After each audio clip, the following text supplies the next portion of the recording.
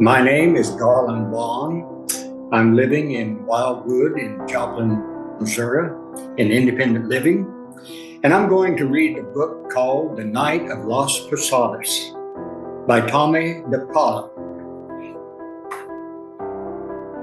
In a little village high in the mountains above Santa Fe, preparations for Las Posadas had been going on for weeks. Sister Angie was so proud.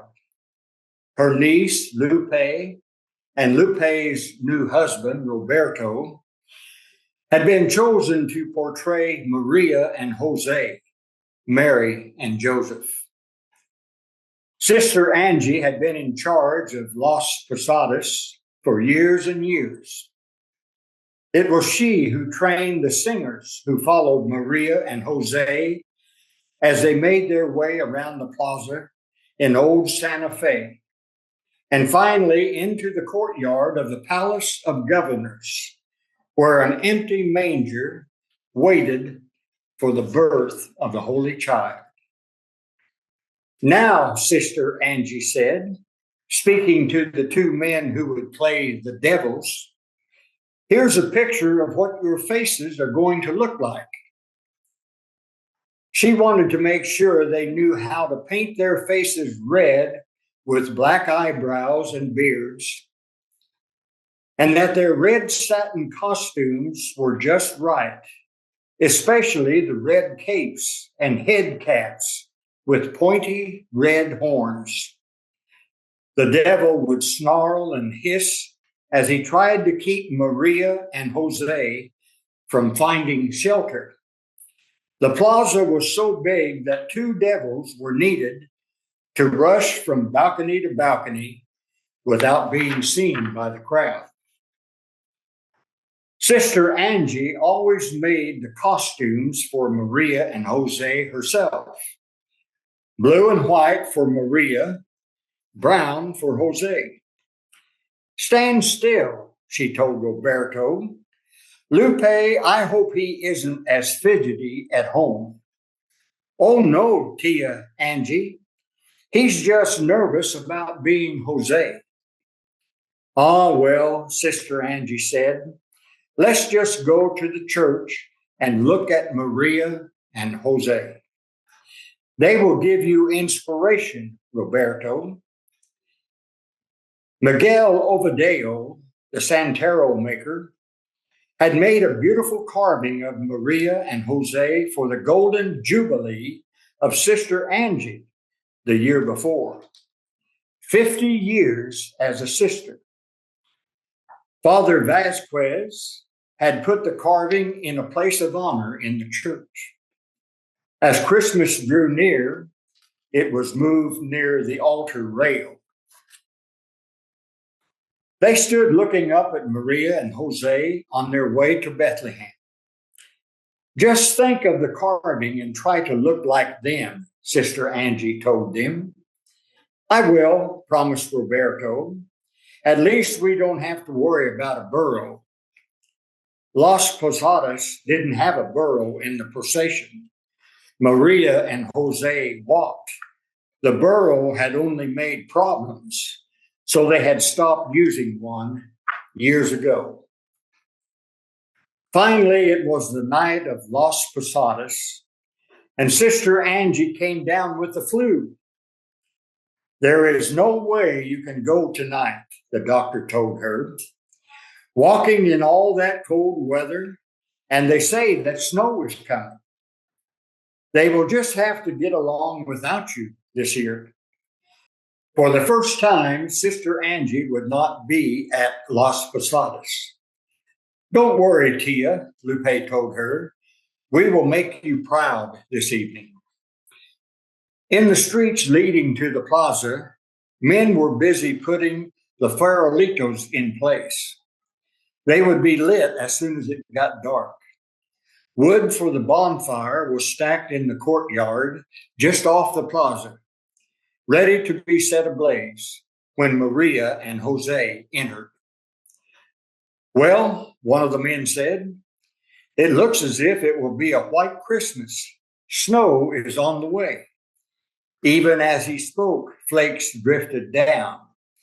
But a little snow never stops Las Posadas. Up in the village, the singers, the candle bearers, and the devils piled into their cars.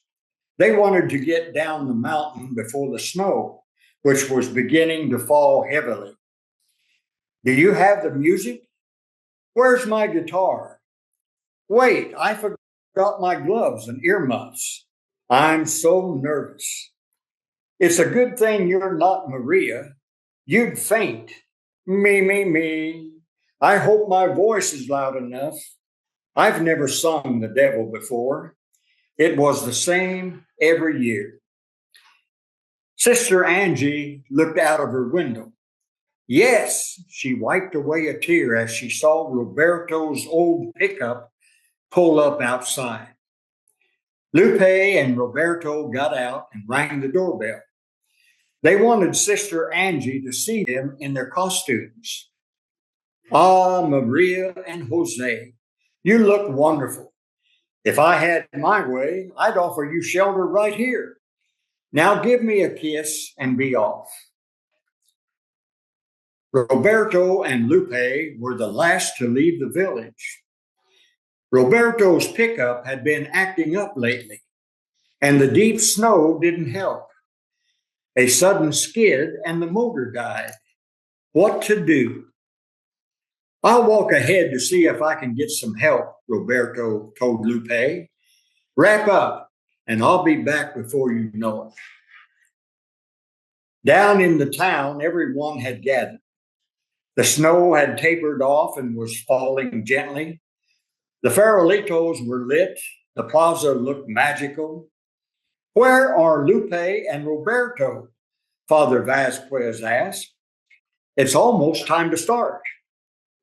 The guitars were tuned. The horn player had warmed up. The singers were ready. Even the devils were ready. But no Roberto and Lupe. And everyone knows that you can't have Las Posadas without Maria and Jose. Suddenly down the street came a young couple. The man was leading a burro, carrying a young woman. We are friends of Sister Angie, the man said. Roberto and Lupe are stuck in the snow on the mountain road, so we have come to take their place. We know what to do, and we thought our burro could be in the procession too. My wife is going to have a baby, and it would be better for her to ride. Let's go then, Father Vasquez said gratefully. The candle bearers led the way, followed by Maria and Jose. The musicians followed, and then came the singers. Out into the plaza they went. Everyone knew their part, even the burro. They stopped at the first door. Oh, let the holy couple in. Give them shelter. Let Maria rest so that the holy child can be born, they sang. Jose knocked with his staff. Maria looked down from the burro and smiled sweetly. But the devil appeared. No, don't let them in, he sang out. Look at them. How poor, how wretched. They have no money. The crowd booed and shouted. The procession moved on, knocking on one door after another. Sometimes the devil popped out at them, and the crowd booed even louder. And sometimes they knocked, and no one answered. It was one of the most beautiful Las Posadas ever held. Even the young woman playing Maria was about to be a mother, just like the mother of the Holy Child. Perfect. They reached the gates to the courtyard. Once more they sang, asking to be let in. This time, no devil. The gates opened wide. The bonfire blazed and everyone rushed in. A little pushing and shoving, but that was all right. Everyone wanted to be near the manger. Well, you certainly saved Las Posadas, Father Vasquez said, turning to thank the young couple who had taken Lupe and Roberto's place. But they were nowhere to be seen. Maybe they didn't know that they were to sit in the special place near the empty manger. Father Vasquez, we are so sorry to be late. It was Lupe and Roberto calling out as they rushed into the courtyard. Did we ruin everything? No, Father Vasquez said. Sister Angie's friends were here. They led the procession, but now I can't find them. Go quickly and sit by the manger. What friends? Lupe whispered to Roberto. Sister Angie woke with a start. Las Posadas would be over. Everyone would be having their hot chocolate and cookies. The villagers would be back in an hour or two. I hope Lupe and Roberto did well, she thought. Sister Angie was feeling so much better. She looked out of the window. The snow had almost stopped. Drifts covered the rooftops and the street below. I'll just go over to the church and light a candle, she said to herself. She bundled up and put the key to the church in her pocket. Sister Angie crossed the street and stood in front of the church. Footprints in the snow on the steps led up to the door. She didn't think too much of it. Maybe some touristas. They came at all hours expecting the church to be open. Inside, the church was dark, except for the candle burning in front of the Blessed Sacrament. I'll light a candle in front of the carving, she said. She took an unlit candle and struck a match. The candle flared up and settled into a steady glow.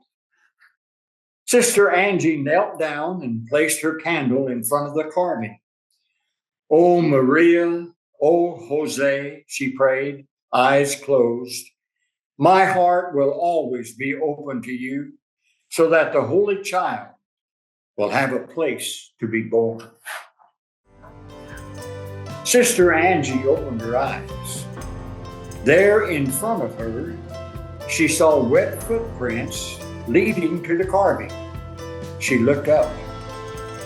The cloaks of Maria and Jose were covered in fresh snow.